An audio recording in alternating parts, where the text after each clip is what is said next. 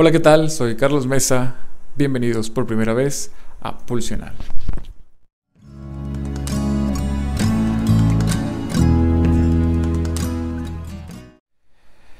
En junio de 1938, Freud iniciaba la redacción de su último artículo de divulgación del psicoanálisis. Hoy, 82 años después, damos inicio a Pulsional, un canal en los nuevos medios de comunicación, una nueva forma en la transmisión, divulgación, que si bien es cierto no sustituye la lectura de primera mano de las obras de los distintos autores con los que trabajaremos aquí, sí posibilita la apertura de un espacio donde podamos pensar en conjunto y aportar a transmitir, discutir, reflexionar y crear contenido sobre la práctica y teoría del psicoanálisis en el mundo de habla hispana. Hemos decidido iniciar esta labor con un infranqueable repaso a Freud, o para ser más específicos, al último Freud, basándonos para ello en el esquema del psicoanálisis, que como les decía, inició su escritura en 1938 y quedó ligeramente inconcluso con la muerte de Freud en 1939. Este trabajo fue publicado de manera póstuma y es un compendio de la última concepción de Freud sobre el psicoanálisis. Como es común en todo iniciador, creador e investigador, la trayectoria de su recorrido fue vertiginosa, a veces con contradicciones, en otros casos con ampliaciones y modificaciones a su teoría y práctica, por lo que difícilmente encontraremos un solo concepto que no requiera revisar el momento en que fue dicho. Partir de la última concepción de Freud nos salva de algunas puntualizaciones que tendremos que hacer en otro momento y en otros videos, pero nos permite trazar el cimiento y los planos sobre los cuales se edificó el gran edificio que hoy es el psicoanálisis.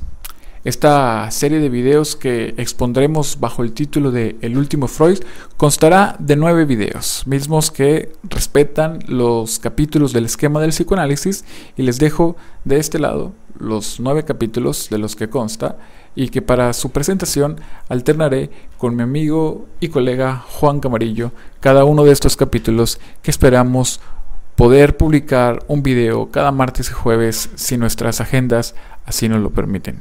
Así que el tema, como pueden ver, que nos convoca el día de hoy es el aparato psíquico. Les decía que si bien este texto de Freud es considerado uno de los textos de divulgación, como lo son las conferencias y las nuevas conferencias de introducción al psicoanálisis, a diferencia de estas y de otros textos de divulgación, Freud sintetizó y escribió para un lector que ya conoce en parte su obra. Entonces, Freud no se mete aquí a definir qué entiende por aparato psíquico, término que remite a una concepción dentro de la metapsicología freudiana y a la vez es una metáfora. Más bien entra de lleno a la explicación de este. Es común escuchar el término aparato psíquico, pero dentro de mi experiencia como docente en las carreras de psicología y psicoterapia a nivel de pregrado y posgrado, me he percatado que es un término nebuloso en quienes se están formando, y hasta cierto punto puedo decir que se entiende, ya que definirlo no es una tarea fácil. En el esquema, Freud lo habla muy someramente, en un par de párrafos que vendrían a sintetizar lo que él esbozara más ampliamente en el famoso capítulo 7 de la interpretación de los sueños, para ser más específicos en el apartado B sobre la regresión. Pero bueno, entremos de lleno a nuestro tema y al texto con el que va a inaugurar Freud este primer capítulo. Freud inicia el capítulo diciéndonos que de nuestra psique conocemos dos cosas. La primera de ellas, el escenario corpóreo donde ésta radica, el encéfalo, el sistema nervioso, algo que las neurociencias vienen en nuestro tiempo a confirmar. Y por otra parte, conocemos nuestros actos de conciencia, que son, nos dice Freud, dados inmediatamente y que ninguna descripción nos podría transmitir. Pero nos es desconocido lo que ocurre en medio. No sabemos qué ocurre ahí, entre esos dos puntos terminales de lo que sí tenemos un saber. Lo interesante aquí es lo que Freud apunta sobre este desconocimiento, y es que tampoco es tan importante conocerlo. Porque, y cito a Freud, a lo sumo, brindaría una localización precisa de los procesos de conciencia sin contribuir en nada a su inteligencia. Pero estos dos supuestos se articulan con dos cabos de nuestro saber. El primero de ellos es el que nos atañe en este video y trata sobre la localización.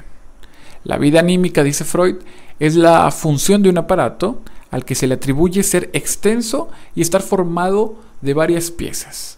Es pues semejante a un telescopio o a un microscopio. ¿Qué implicaciones tiene esto?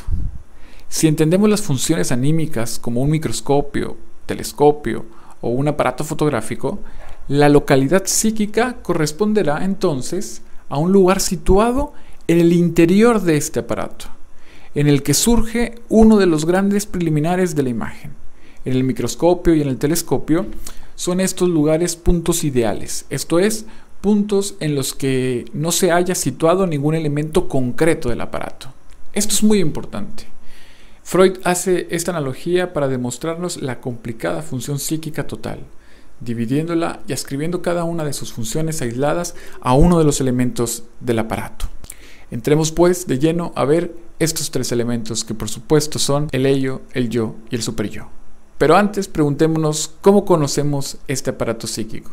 Freud dice que hemos llegado a tener noticia de este aparato psíquico por el estudio del desarrollo individual del ser humano.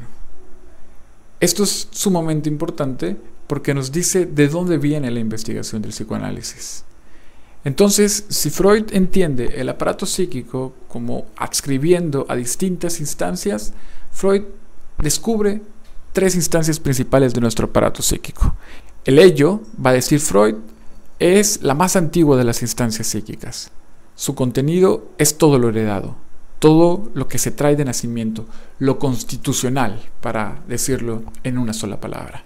Entonces, es el lugar donde residen las pulsiones que provienen de la organización corporal.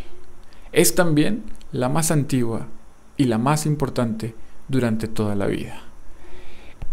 Hay un punto que Freud marca aquí que es fundamental y que es que en el ello inicia la investigación del psicoanálisis. Esto lo hace en una nota al pie en el esquema del psicoanálisis, pero representa la importancia que el psicoanálisis tiene en cierto periodo en su iniciación de la investigación.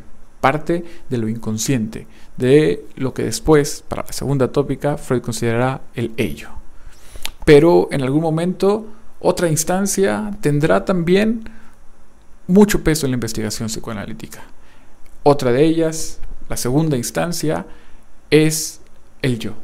Bajo el influjo del mundo exterior, una parte del ello, va a decir Freud, se ve en la necesidad de desarrollarse de una forma particular, que conocemos bajo el nombre del yo, y que en lo sucesivo va a mediar entre el yo y el mundo exterior.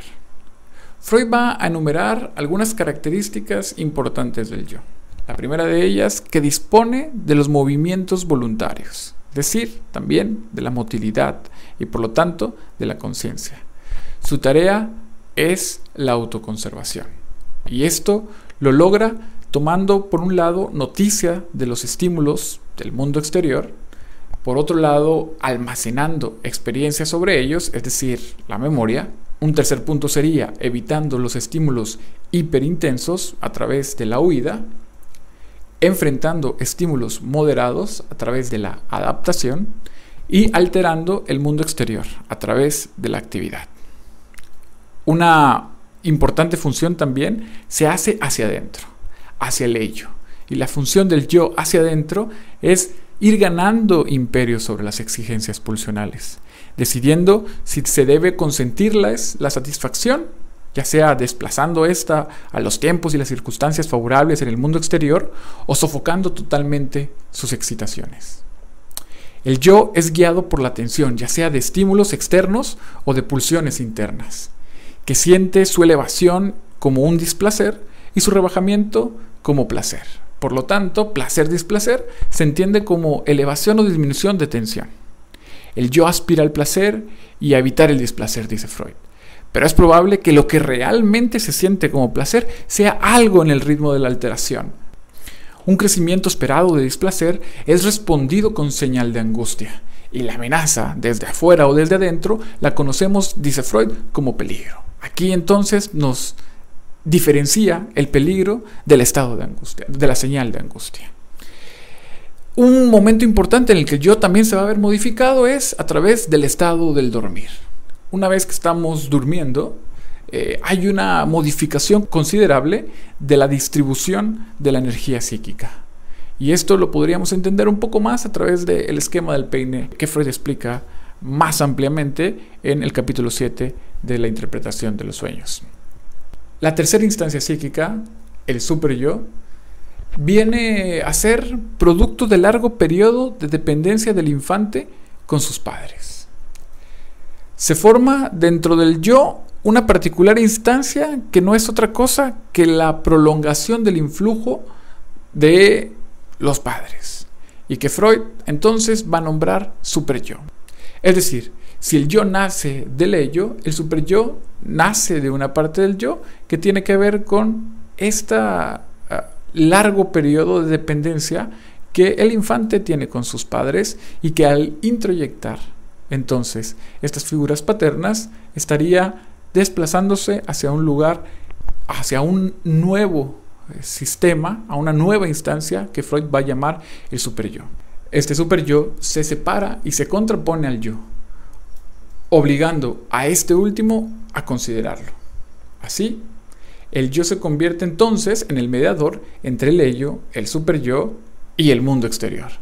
Por lo tanto, una acción es considerada correcta cuando cumple al mismo tiempo los requerimientos del ello, del superyo y de la realidad objetiva. Entonces ya se imaginarán tremenda y muy difícil tarea que posee el yo.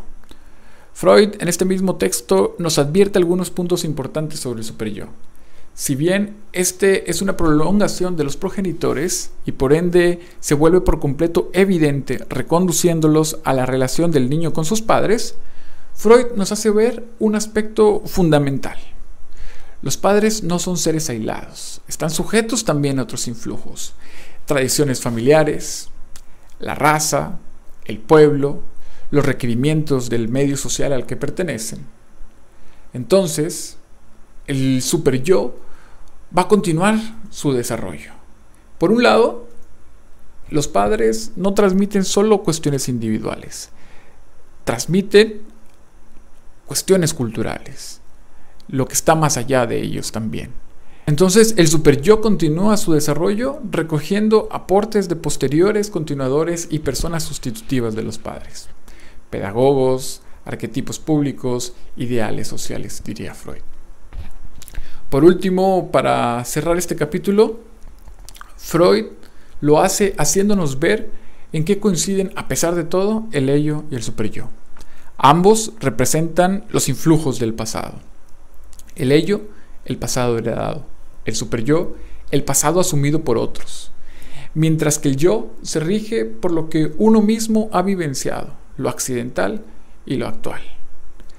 Esta es la manera en la que Freud trata de comunicarnos esta última manera en la que concibió el aparato psíquico, a través de estas tres instancias que tiene que ver con lo constitucional, que tendría que ver con todo lo heredado del ello, con una parte de las exigencias de la realidad que hace que se desprenda de ese ello y se forme una nueva identidad llamada yo, y exigencias culturales e identificaciones producto de la larga dependencia del niño con sus progenitores que nos dará el superyo, y algunas otras continuaciones, como vimos, que generarán más cuestiones sobre el superyo. Esta es la última concepción. Tendrá implicaciones muy grandes en el entendimiento de lo que es el psicoanálisis, y Freud las continuará explicando alrededor de este esquema del psicoanálisis. Si les ha gustado este video, los invito a suscribirse, activar la campanita para que puedan tener noticia cuando subamos el próximo video, y también les dejo aquí nuestras redes sociales: Facebook, Instagram, Twitter. Hasta la próxima.